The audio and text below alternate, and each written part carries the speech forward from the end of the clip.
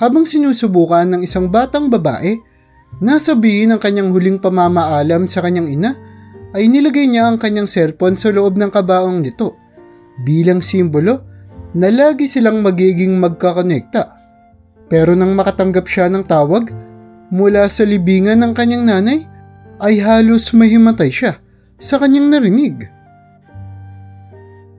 Malapit nang magtakip silim, unti-unti nang bumabagsak ang araw at ang kulay ng kalangitan ay nagiging pink at kulay bughaw na, habang si Abby naman at ang kanyang pamilya ay paunti-unting lumalakad palapit sa chapel kung saan gaganapin ang burol ng kanyang nanay. Napakabigat ng kapaligiran at ang katahimikan ay saglitang natitigil dahil sa maririnig na iyakan at pagdadalamhati ng mga bisita at mga taong nagmamahal sa pumanaw na babae. Nagtipon-tipon ng mga tao. Lahat ay nakasuot ng kulay itim na kasuotan bilang pagrespeto na rin sa sakit at pagdadalamhating nararamdaman ng pamilya. Habang ang simbahan naman ay nababalot ng puting mga bulaklak. Ito ang mga bulaklak na paborito ni Mary. Talaga namang naiiba ang kulay ng mga bulaklak na ito kung ikukumpara sa kadiliman ng lugar. Habang ang kabaong naman na gawa sa kahoy ay nasa sentro ng lugar na napapaligiran ng mga kandila na ang apoy ay animoy sumasabay sa paghampas ng hangin na nagmumula sa mga bintana ng chapel. Habang ang bata naman na si Abby ay nakasuot ng kanyang isang maliit na black na dress at nakaribon ang kanyang buhok. Paunti-unti ay lumalapit siya sa kabaong. Napakabilis ng pagtibok ng kanyang puso at ang kanyang mga luha ay walang tigil sa pag-agos. Dahil alam niya na ito na ang huling pagkakataon na magsasabi siya ng kanyang mga huling pamamaalam sa kanyang pinakamamahal na nanay. Tinitigan ng bata sa huling pagkakataon ang mukha ng kanyang ina at dito ay napansin niya na napakapayapa na nito. Ngayon ay malaya na ang kanyang ina mula sa sakit at pagdurusan nito sa nakalipas na ilang mga buwan. Sa kasagsagan nga ng burol, ang mga kaibigan at malalapit na pamilya ay nagpalita ng kani-kanilang mga mensahe. Binabahagi nila ang kanilang mga memorya at kwento tungkol sa namayapang si Mary. Habang ang bata naman na si Abby ay tahimik na nakikinig sa mga istoryang ito. Ngumingiti siya sa kabila ng patuloy na pagtulo ng kanyang mga luha habang pinapakinggan ang masasayang mga alaala na dinulot ng kanyang ina sa ibang mga tao. Ang batang si Abby ay nasa 11 taong gulang pa lamang at ngayon ay kinakaharap niya ang pinakamalaking pagsubok ng kanyang buhay. Nawala kasi ang kanyang nanay dulot ng breast cancer. Nasa kabila ng lahat ng pagpupumilit nila at pagsisikap na magamot ito ay walang gumana at ngayon nga ay tuluyan nang namatay ang babae. At umaasa sila na masaya na ito ngayon sa langit. Pero mula noon pa man, talaga namang pagsubok na ang kinakaharap ng buhay ng batang si Abby. Lumaki kasi si Abby na ang tanging nakasama niya lamang sa bahay ay ang kanyang nanay na si Mary. Isang single mother si Mary at isang determinadong nanay na kung saan ay ginagawa niya ang lahat ng kanyang makakaya para maibigay ang lahat ng mga pangangailangan ng kanyang anak. Kahit na nahihirapan na rin siya sa mga pagkakataon na halos hindi niya nakayanin. Kaya naman, ang mag-ina na ito ay talaga namang may special na connection. Itinituring ni Abby na ang kanyang nanay ay ang kanyang best friend na kailanman ay hindi siya iiwan. Pero ngayon na wala na ang tinuturing niyang best friend, ay sa kabila ng edad ni Abby, alam niya na mas lalo lamang magiging mahirap ang kanyang buhay. Ngayon ay kailangan niya ng kaharapin ang mga susunod pang pagsubok sa kanyang buhay. Nawala ng presensya at pagsuporta mula sa taong nagturo sa kanya ng lahat ng kanyang nalalaman sa mundong ito. Ngunit, hindi naman talaga nag-iisa ang bata sa gagawin niyang paglalakbay. Dahil titira na ngayon si Abby kasama ang kanyang Auntie Laura. Ito ay kapatid ni Mary, na simula pa naman noong una ay mahal na ang kanyang pamangkin at tinulungan na rin ang kanyang kapatid sa lahat ng posibleng paraan na magawa niya. Nagkataon rin kasi na walang mga anak si Laura, kaya naman ay bukal sa loob niya na kunin si Abby at alagaan ito. na kung saan ay balak niyang ibigay ang lahat ng pagmamahal na kinikailangan ng bata, lalong-lalo na sa ganitong pagsubok na kinakaharap ng munting si Abby. Noong gabing yon ay magkatabi na nakaupo si Abby at ang kanyang tita na si Laura. Ang kanilang mga mata ay namumula, habang ang kanila namang mga panyo ay basang-basa na ngayon ng luha. Niyakap ng babaeng si Laura ang maliliit na mga braso ni Abby, habang sinusubukan na patahanin ito sa pag-iyak. Pagpapakita niya na rin ito ng pagsuporta at pagmamahal sa bata. Sa paglipas pa nga ng mga oras ay papatapos na ang burol. Kaya naman sinasabi na ng mga tao ang kanilang pagpapaalam kay Mary.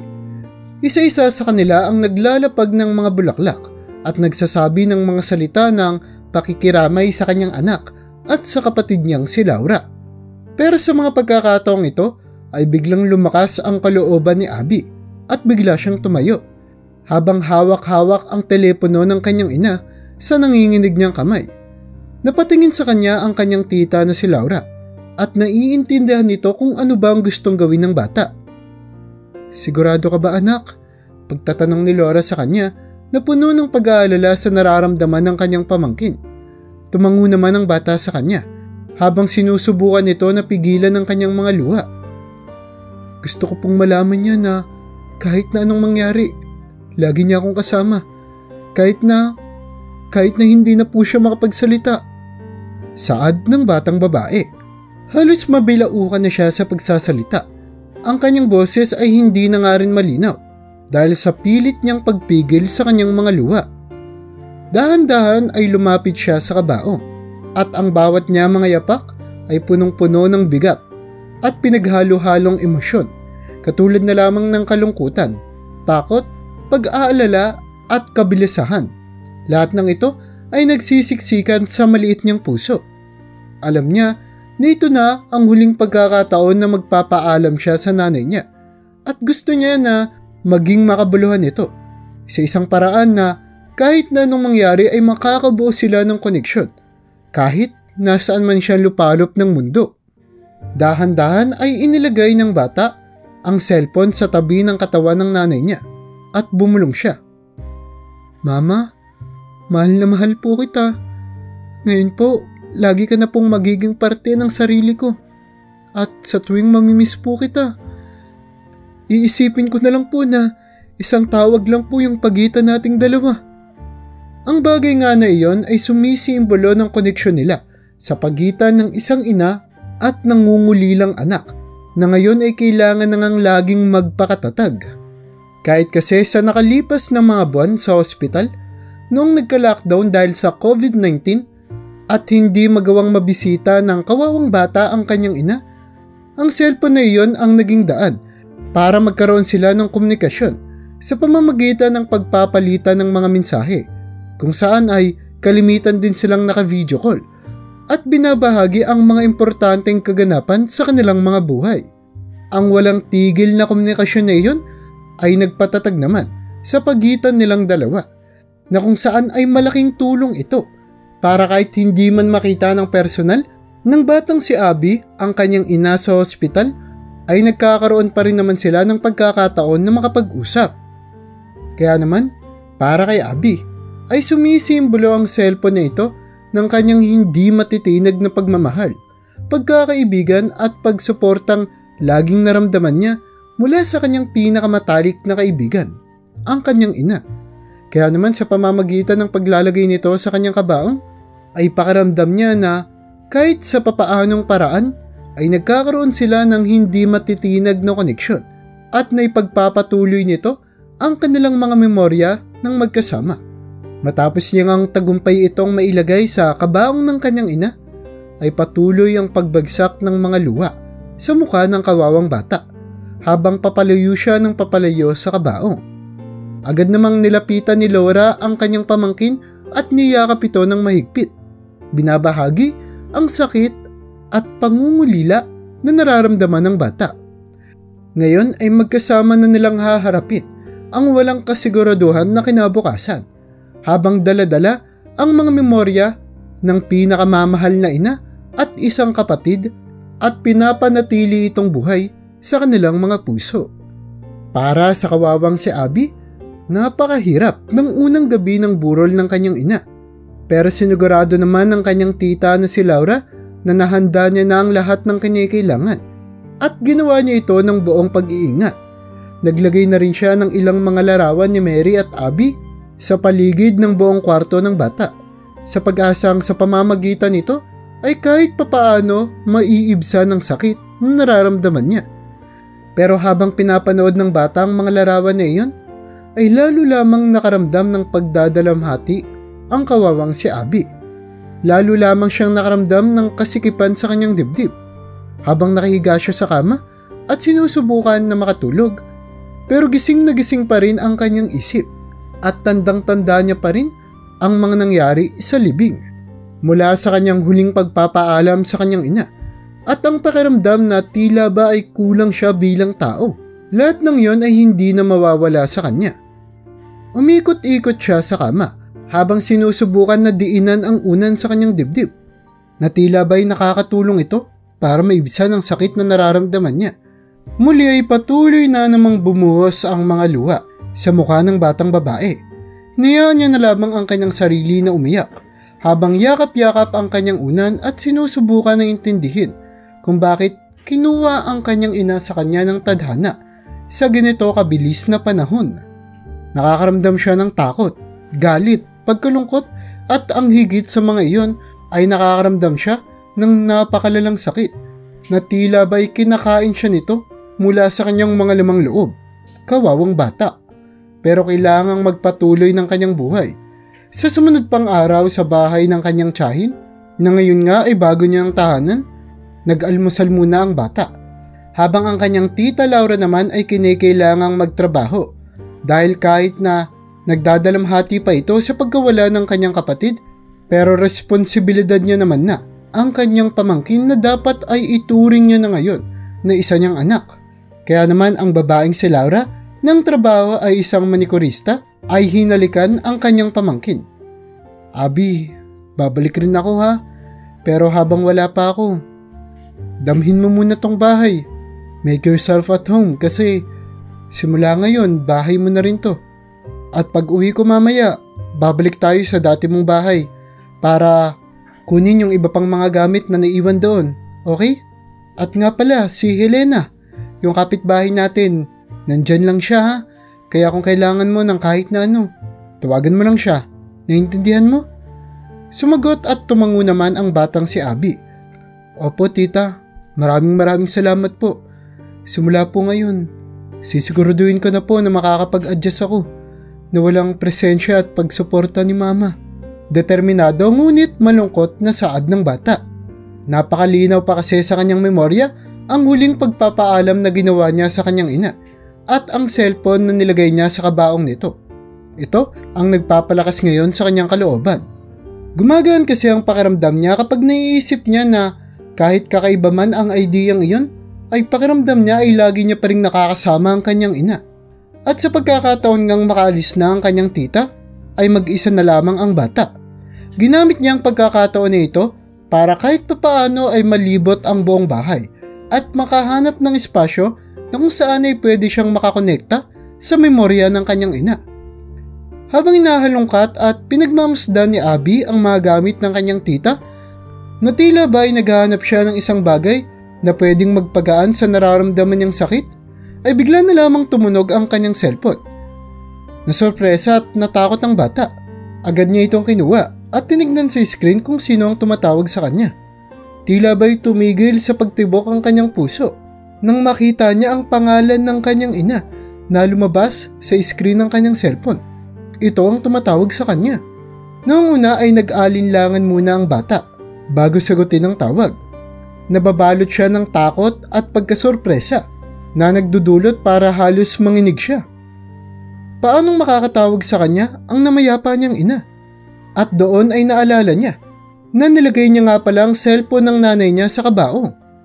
Kaya sa isang malalim na pagsingal, habang namamawis pa ang kanyang mga kamay, sinagot ng bata ang tawag. Mama? Pagtatakang tanong nito. Ang boses ng batang babae ay talaga namang nanginginig at hindi sigurado. Abby anak, Nasaan ako? Sagot naman ng babae. Ang boses nito ay mahina na may kasama pang ubo. Hindi makapaniwala ang bata sa kanyang naririnig. Ito nga talaga ang kanyang ina. Mabilis na umagos ang kanyang mga luha sa kanyang mata habang natatakot at hindi maintindihan ang kanyang nararamdaman.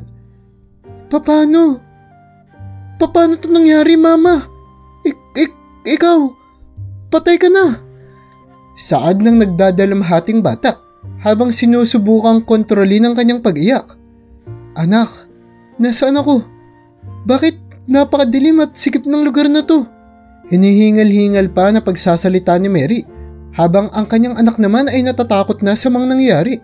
Pero sa parehang pagkakataon ay nakaramdam si Abby ng pagkaginhawa at kasiyahan. Totoo nga ba talaga na nanay niya ang tumatawag sa kanya? O isa lamang itong multo na nagpapakita na kahit na anong mangyari ay hindi mawawala sa tabi niya ang kanyang nanay? Ramdam na ramdam ni Abby kung gaano kabilis ang pagtibok ng puso niya. Pinaghalong pangamba at pagmamahal ang nagsasagupaan ngayon sa kanyang dibdib. Mama! Nasaan po kayo? Miss na miss ko na po kayo. At doon ay nagsimula ng umiyak ng malakas ang bata. Mama, ano po bang nangyari? Tanong nito habang umiiyak. Abby! At bigla na lamang naputol ang tawag na nag-iwan ng isang nakabibinging katahimikan sa loob ng kwarto. Habang si Abby naman ay sinusubukan pa ring maintindihan kung ano ang nangyari. Nagsimula siyang desperadong sumigaw. Mama! Nalilito siya at natatakot. Hindi alam kung ano nga ba ang kanyang naranasan. Kung totoo ba ito o isa lamang panaginip. Ilang beses niyang sinubukang tumawag pabalik pero wala nang sumasagot sa kanyang mga tawag. Kaya naman sa mga pagkakataong ito ay tinawagan niya na ang kanyang tiyahin na si Laura. At sa mga sandaling narinig nga ni Laura ang nagpapanik na boses ng kanyang pamangkin ay doon napagtanto niya na may maling nangyari. Kaya naman agad siyang pumunta sa kanilang bahay at iniwan ang kanyang trabaho para makita ang kalagayan ng kanyang pamangkin. Nang makarating siya sa bahay ay nakita niya ang kanyang pamangkin na umiiyak habang nanginginig pa ito na hawak-hawak ang telepono sa kanyang kamay. Sinusubukang ipaliwanag ng bata kung ano ang kanyang naranasan. Kinikwento niya ang tungkol sa tawag at kung paanong narinig niya ang boses ng nanay niyang si Mary sa kabilang linya. Ngunit si Laura naman ay hindi halos makapaniwala sa istorya ng pamangkin. Iniisip niya na ito lamang ay dulot ng paghihirap at pagluluksa ng bata dahil sa pagkawala ng kanyang ina. At baka isa lamang itong hallucination dahil sa stress at pagdadalamhati ng bata. Kaya naman, mahigpit niyang niyakap ang kanyang pamangkin habang sinusubukan itong pakalmahin. Anak, magiging maayos din ang lahat. Alam ko na namimiss mo na yung mama mo. Lahat tayo pareha ng nararamdaman. Wika ng babae habang hinahagod ang maliit na likod ng kanyang pamangkin. Pero lagi mong tandaan, anak, na lagi niya tayong pinapanood at mananatili siyang buhay sa mga puso natin. Pero nagpatuloy pa rin sa pag-iyak ang bata at nakakaramdam na rin ito ng pagkainis at takot sa parehang pagkakataon dahil hindi naniniwala ang tita niya sa kung ano ang nangyari. Pero sa loob-loob niya, alam niya naman talaga na mahirap paniwalaan na bigla na lamang tatawag ang kanyang nanay na si Mary mula sa loob ng kabaong nito. Dahan-dahan na umalis ang batang si Abby mula sa pagkakayakap ng kanyang tita, na kung saan ngayon ay naghahanap na siya ng mga kasagutan at katiyakan habang sinusubukan niyang maintindihan ang misteryo sa likod ng tawag na iyon. Ngunit sa paglipas pa ng mga oras ay patuloy lamang ang pagtunog ng kanyang cellphone. At sa mga pagkakataon na ito ay kinukwestiyon na ni Abby kung nasisiraan na ba siya ng bait. Sa tuwing kasing magre-ring ang kanyang telepono ay laging napakabilis ng tibok ng puso niya at nakakaramdam siya ng pinaghalong takot at kaunting pag-asa. Totoo nga ba na nanay niya na naman ang tumatawag sa kanya? O baka ay iniisip niya lamang ito? Paulit-ulit lamang ang tawag at ang kanilang pag-uusap ni Mary ay lalo lamang nagiging nakakatakot. Sa isang okasyon nga sa pagitan ng tawag nila, narinig ni Abby kung gaanong takot na takot ang boses ng kanyang ina. Hindi ko alam kung nasaan ako, Abby. Napakadilim dito at napakasikip na lugar. Hindi ako makahinga. Pagmamakaawa nito. Nanghinginig-nginig pa ang boses niya at halos hinihingal. Samantalang si Abby naman ay halos nagsisitayuan na ang bawat mga balahibo sa buo niyang katawan. Mama, hindi ko alam. Hindi ko po alam yung gagawin ko. Tatanungin ko po si Tita Laura. Tutulungan niya po tayo. Saad ng naguguluhan na bata habang desperado na natulungan ng kanyang nanay sa kahit na anong paraan na pwede niyang maisip. At nagpatuloy pa siya sa pagsasalita. Mama, pakiusap, subukan niyo pong kumalma. Gagawa po ako ng paraan, pangako. Paninindigan pa ni Abby habang patuloy ang pagbuhos ng mga luha sa kanyang muka. Ngunit sa pagkakataong ito ay bigla na namang nawala ang tawag. At sa mga sumunod pang mga tawag ay patuloy lamang itong nagiging intense. At doon na nga naisip ni Abby kung totoo nga bang nakikipag-usap talaga siya sa kanyang nanay o baka ay nababaliw lamang siya. Kawawang bata. Kaya naman napagdesisyonan niya na hindi na ito sabihin sa kanyang tita. Natatakot siya na baka hindi na ito maniwala sa kanya o baka isipin pa ng tita niya na nababaliw na siya. Ngunit ang mga tawag na ito ay talaga namang nakaapekto na ng malaki sa buhay ng kawawang bata. Nahihirapan na rin kasi siyang makapag-concentrate sa paaralan. Hindi na siya makatulog ng maayos at lagi siyang ninenervyos at natatakot. Isang gabi ay nakita na lamang ni Laura na desperadong umiiyak ang bata nang mag-isa sa kanyang kwarto. Takot na takot si Abby. Naniniwala kasi siya na natrap ang nanay niya na si Mary sa loob ng kabaong at patuloy pa ring nagdudusa. Dahil sa kinakaharap na sitwasyon, sa huli ay napagdesisyonan na ng bata na sabihin sa kanyang tita ang buong katotohanan tungkol sa paulit-ulit na tawag at pakikipag-usap niya sa kanyang ina. Habang ang babae naman na si Laura ay nag-aalala na at hindi niya alam kung paano niya haharapin ang sitwasyon na ito. Kaya naman ay nakiusap siya sa bata na kung pwede bang tignan ang call history ng cellphone ni Abby. Nandito ante, tignan nyo. Saad ng bata habang pinapakita ang kanyang cellphone. Anak, wala namang kahit na ano ang naririto. Wika ni Laura habang tinititigan ng call history ng cellphone ni Abby. Labis na naguluhan ng bata. Wala nga talagang record sa call history sa cellphone ni Abby. Ha? Paanong nawala? Ante, meron talaga, nandito talaga yun.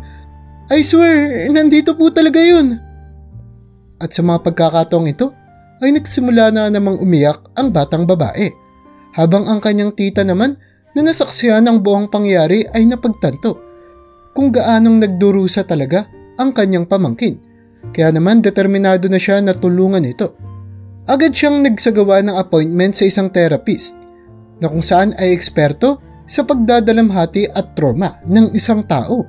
Alam kasi ni Laura na kailangan na ng profesional na suporta ng kanyang pamangkin para kaharapin nito ang pagkawala ng kanyang ina at lahat ng mga kakaibang pangyayaring nararanasan niya. Sa unang appointment, nakinig ng mabutang psychologist kay Abby at sa mga istorya nito. Pinaliwanag nito na ang nangyayari kay Abby ay isang post-traumatic stress na kung saan ay lumalabas ito sa iba't ibang mga paraan at ang tawag na sinasabi ng bata ay maaaring isang auditory hallucination na resulta ng pagdadalamhati ng bata at pangungulila para sa kanyang namayapang ina. At simula nga noon ay nagsimula nang mag-attend ang bata ng weekly therapy sessions at paunti-unti ay bumubuti naman ang kanyang kalagayan. Natututunan niya ng harapin ang sakit ng pagkawala at naiintindihan niya na rin na ang mga tawag na iyon ay isang paraan ng utak niya para punan ang pagkawala ni Mary. Sa kasagsagan nga ng consultations ay lagi niyang pinapahayag ang kanyang nararamdaman. Madalas ay umiiyak siya, pero paminsan ay natatawa habang inaalala niya ang mga masasayang araw at mga pagkakataon na nakasama niya ang kanyang pinakamatalik na kaibigan sa katauhan ng kanyang nanay. Sa buong prosesong ito ay sinasamahan ni Laura ang kanyang pamangkin. Hindi siya nagkukulang sa pagbibigay ng atensyon sa pamangkin niyang si Abby. Lagi niyang pinaparamdam na naroroon lamang siya kung kanya'y kailangan nito ng pagmamahal. Nang magkasama nga ay kinaharap nila ang sakit at magkasama rin silang nagbigay ng pagpapalakas at suporta sa isa't isa, na kung saan ay nakabuo sila ng mas malalim pang koneksyon sa pagitan nilang dalawa. Sa pag-usad pa nga ng panahon, ang imahinasyon ng batang si Abby na koneksyon nila ng kanyang ina ay paunti-unti nang naglaho hanggang sa tuluyan na nga itong huminto. Naging maganda ang epekto sa kanya ng isinagawa nilang therapy. Unti-unti nang nakakaramdam si Abby ng kaginhawaan at kapayapaan sa kanyang sarili. Dito ay muli nang nadiskubre ang saya na muling makasama ang kanyang mga kaibigan at kanyang pamilya.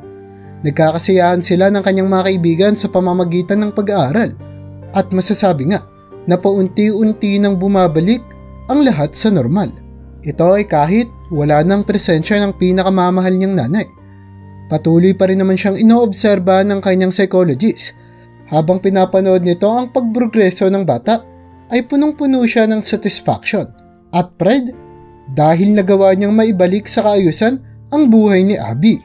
Lagi rin namang pinapaalala nito sa kanya na lagi niyang sabihin ang kanyang nararamdaman at tanggapin ito kahit pang nararamdaman niya ay purong sakit dahil ganoon ang buhay. Nagpapatuloy ito at kailangan niyang makasabay sa usad. Pero hindi lamang si Abby ang nagkaroon ng transformasyon sa buhay sa buong proseso na ito dahil maski ang kanyang tita ay nagkaroon din ng pagbabago.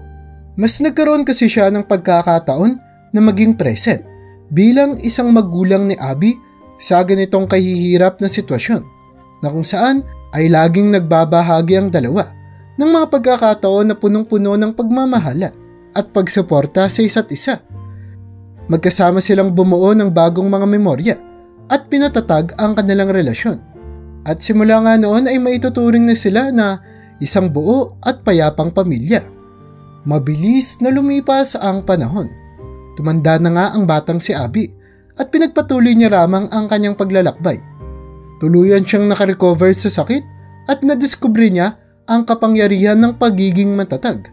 Naiintindihan niya na sa kabila ng sakit at pait ng pagkawala na alam niya namang ni minsan ay hindi na maaalis sa kanyang puso, pero posible pa rin naman ang magpatuloy sa buhay at makahanap ng lakas para harapin ang mga pagsubok ng buhay. Dahil nga sa pinagdaanan ng babaeng si Abby, ay nakita niya na ang kahalagahan ng mga masasayang mga pagkakataon at ng mga taong nakasama niya sa may hirap na sitwasyon. Hanggang sa nagawa niya na ngang makapag-move on, dala-dala ang mga alaala ng kanyang pinakamamahal na ina sa kanyang puso habang namumuhay ng buo at puno ng kasiyahan na pinapaligiran siya ng pagmamahal at suporta ng mga tao. Ngayon nga, ang iniisip niyang koneksyon niya noon sa kanyang ina sa pamamagitan ng cellphone na iniwan niya sa kabaong ay tuluyan na ngang nabaon sa limot. Isa na lamang itong pag-alala ng mahihirap na panahon sa kanyang buhay. Pero syempre hindi lamang ito puno ng paghihirap, kundi ay natuto din siya ng leksyon dito, lalong-lalo na ng mga taong nakapaligid sa kanya. Hanggang sa isang araw nga, makalipas ang ilang mga taon, ay lumaki si Abby bilang isang talentado at determinadong babae, handa nang harapin ang mga susunod pang pagsubok at kabanata sa kanyang buhay. Ngayon ay kolehiyo na siya. Habang sinasalansan at nililigpit niya na ang mga gamit na dadalhin niya papunta sa kabilang syudad kung saan siya mag-aaral, naisip niya rin na dalhin ang ibang mga gamit ng kanyang ina. Na sa ganitong paraan ay pakaramdam niya na malapit pa rin siya dito. Pero sa kasagsagan ng kanyang mga pag-aayos sa gamit, ay nakakita siya ng isang kakaibang bagay. Ito ay isang lumang diary na tila ba ay maingat na itinago sa pagitan ng mga gamit ng kanyang ina. Talaga namang kakaiba ito para sa kanya dahil hindi niya pa nakikita ang diary na ito dati. At sa mga pagkakataong ito ay nakaramdam siya ng matinding kuryosidad. Gusto niya nang malaman kung ano nga bang sinulat ng nanay niyang si Mary doon. Mabilis ang pagtibok ng puso niya at nakaramdam siya ng pagkabalisa. Binuksan niya ang diary at nag-umpisang basahin ang bawat mga letrang sinulat ng kanyang nanay. Dito ay nabasa niya ang mga masasayang mga alaala, pag-aalala at mga natutunan ng nanay niya sa buhay. Sobrang nakaramdam ng kasiyahan ng babae habang binabasa ang salita ng nanay niya ng puno ng pagmamahal at pagkalinga sa kanya. Nararamdaman niya ang presensya nito. At sa loob nga ng diary na iyon ay inisa-isa niya ang bawat mga page habang nag-e-enjoy sa bawat mga istoryang kinukwento ng kanyang ina. Ngunit nakakita siya ng isang liham na talaga namang nagpawindang sa kanya. Ito ay isang liham na nagmula sa kanyang nanay at ang laman ng liham ay tungkol sa isang panaginip na sinulat naman ng nanay niya ilang mga buwan bago siya mamatay. Kakaiba yung panaginip ko. Nakita ko na lamang yung sarili ko na takot na takot. Natrap daw ako sa isang madilim at masikip na lugar. Napakahirap makahinga sa lugar na yun. Ni hindi ako makagalaw o hindi man lang makahinga. Takot na takot ako sa madilim na lugar na yun na para bang lalamunin ako ng kadiliman. Ang madidilim na lugar talaga ang pinakakinatatakutan ko. Pero sa hindi ko malamang dahilan, nagawa kong makipag-usap kay Abby gamit ang cellphone ko. Hindi ko alam kung paano napunta dun yung cellphone ko. At sa pamamagitan nun, nagkaroon ako ng kaunting pag-asa at muli kong narinig ang mundo. Habang nanginginig pa yung mga boses ko sa pag-iyak, sinasabi ko kay Abby sa tawag kung gaano ako natatakot at naguguluhan sa mga nangyayari. Sobrang nakakatakot ng panaginip na iyon. Ayaw na ayaw ko nang maramdaman yun na tila ba ay wala akong magawa habang nakakulong sa isang masikip na lugar. Ang mabuti na lamang talaga at nagawang sumugot sa akin ni Abby. Hindi ko alam kung naiintindihan niya yung pagmamakaawa ko. Pero ang alam ko lang ay hindi ako mabubuhay sa lugar na to. Lalo pang naging desperado ang puso ko sa bawat mga segundong lumilipas. Habang walang kapagurang sinusubukan ko na makahanap ng paraan na makatakas at muli kong maprotektahan ang anak ko. At pakiramdam ko, dahil sa responsibilidad at pagmamahal ko sa anak ko, yun siguro ang nakatulong sa akin para mapigilan ang pagpapanik at pagkaubos ko ng hininga. Yun ang nagbigay sa akin ng pag-asa na muli ay makakasama ko ang anak ko at makakahanap kami ng paraan para maligpasan ang nakakatakot na bangungot na yun. Pero bigla na lang, nagdilim ulit ang paligid at wala na akong maalala bukod doon. Talaga namang nakakatakot yun na panaginip. Nang mabasa ito ni Abby, ay halos nagtaasan ang kanyang mga balahibo. Ano? Saad niya, habang malalim na nag-iisip. Totoo nga ba na ang mga tawag na natanggap niya ay resulta lamang ng post-traumatic stress? O baka isa itong hindi may paliwanag na paraan na kung saan ay nagawang makipagkomunika sa kanya ng kanyang nanay kahit napatay na ito? Na baka ang sinulat ng nanay niya sa diary niya ay ang nangyari din naman kay Abby pagkatapos mamatay ni Mary at isa itong kaganapan na walang makakapagpaliwanag. Habang sinasara ni Abby ang diary at nakakaramdam siya ng halo-halong mga emosyon, ay muli ay nasariwa ang sakit ng alaala na iyon. Pero kahit papaano ay muli niyang naramdaman na napalapit siya sa kanyang ina. Maaaring ang katotohanan sa likod ng misteryosong mga tawag na iyon ay hindi na nga maikaklaro pa ng kahit na sino. Pero alam ng babaeng si Abby na sa kahit na anong paraan ay lagi niyang makakasama at makakapiling ang kanyang ina.